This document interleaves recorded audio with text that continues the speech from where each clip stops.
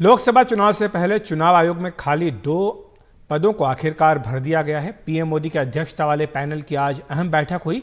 इसमें ज्ञानेश कुमार और सुखबीर संधू को चुनाव आयुक्त बनाने पर मुहर लगाई गई है। ज्ञानेश कुमार 1988 बैच के केरल कैडर के आईएएस अधिकारी हैं। वे गृह मंत्रालय में काम कर चुके हैं। वहीं सुखबीर संधू उत्तराखंड के मुख्य सचिव के साथ साथ एनएचआई के चेयरमैन भी रह चुके हैं। कमेटी में शामिल कांग्रेस सांसद अधीर रंजन चौधरी ने नियुक्ति प्रक्रिया पर नाराजगी जताई है। उन्होंने कहा कि बैठक शुरू होने के 10 मिनट पहले मेरे पास 6 नाम आए। इतने कम वक्त में सभी की प्रोफाइल की जांच करना असंभव है। साथ ही उन्होंने कहा कि यह तो होना ही था, यह महज औपचारिकता थी। हाल ही में चुनाव आयुक्त अरुण गोयल ने इस्तीफा दे दिया था, जिसके बाद चुनाव आयोग में मुख्य चुनाव आयुक्त ही बचे थे। अब सबकी नजरें इस बात पर हैं कि चुनाव आयोग आम चुनाव की तारीखों का ऐलान कब करता है।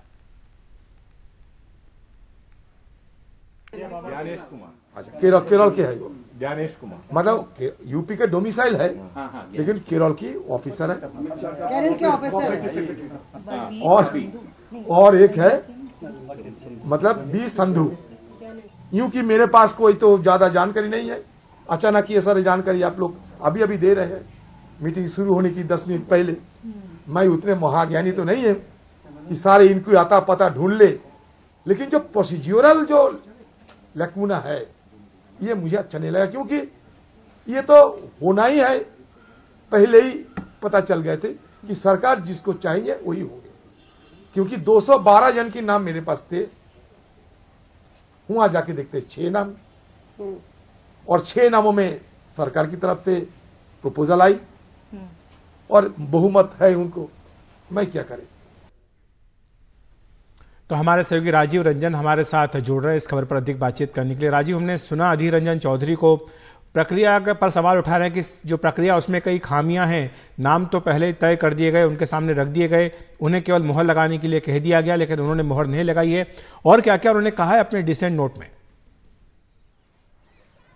देखिए, अधीर रंजन चौधरी की नाराजगी थी कि जो इसमें प्रक्रिया का जो पालन होना चाहिए था वो नहीं हुआ था। उन्होंने कहा कि पहले जब स्क्रीनिंग कमेटी की जब नाम तय किए जा रहे थे तब उन्होंने कानून मंत्रालय को चिट्ठी लिखी थी और उसमें लिखा था कि आप मेरे पास जो है जो नाम शॉर्टलिस्ट जो कर रहे हैं वो कम छोटा दीजिए, नंबर दीजिए। तो उन्होंने पहला बात उन्होंने कहा कि नहीं दिया। और कल जब रात को 10 बजे जब दिल्ली पहुँचते हैं तो 11-12 बजे के लगभग कल रात को जो है उनके पास जो है 212 लोगों की लिस्ट थमाई जाती है कि इनमें से कोई 2 जो है चुनाव आयुक्त हो सकते हैं। उन्होंने कहा कि इतना जल्दी 12 घंटे के अंदर जो है कैसे वो 212 नाम को देख पाएंगे, उनके बारे में जान पाएंगे, उनके बारे में स्क्रूटनी कर पाएंगे। तो ये बिल्कुल एक बोला कि असंभव वाली बात थी। बोले उसके बाद जैसे वो मीटिंग के लिए जाने के लिए तैयार होते तो मीटिंग से ठीक 10 मिनट पहले उनके पास 6 नाम थमा दिए जाते कि 6 नाम में से आप तय कीजिए और आप भी बताइए कि आप इनमें से कौन कौन नाम। बोले कि 6 नाम जो बताए गए उनके बारे में स्क्रूटनी करना संभव नहीं था। तो ये एक महज एक औपचारिकता निभाने के लिए मुझे बुलाया गया था। चूंकि लीडर ऑफ द ऑपोजिशन है, लोकसभा में एक बड़े दल के नेता है वो कांग्रेस पार्टी के, इसलिए उनको बुलाया गया था। और उन्होंने कहा कि चूंकि ये बहुमत का फैसला होता है, यहाँ पर इस तरह के कानून है, प्रधानमंत्री थे, गृह मंत्री थे, इस कारण औपचारिकता निभाने के लिए उनको बुलाया गया। उन्होंने एक डिसेंट नोट दिया। उन्होंने कहा कि ये चयन की जो प्रक्रिया है उस पर उन्होंने सवाल उठाया है।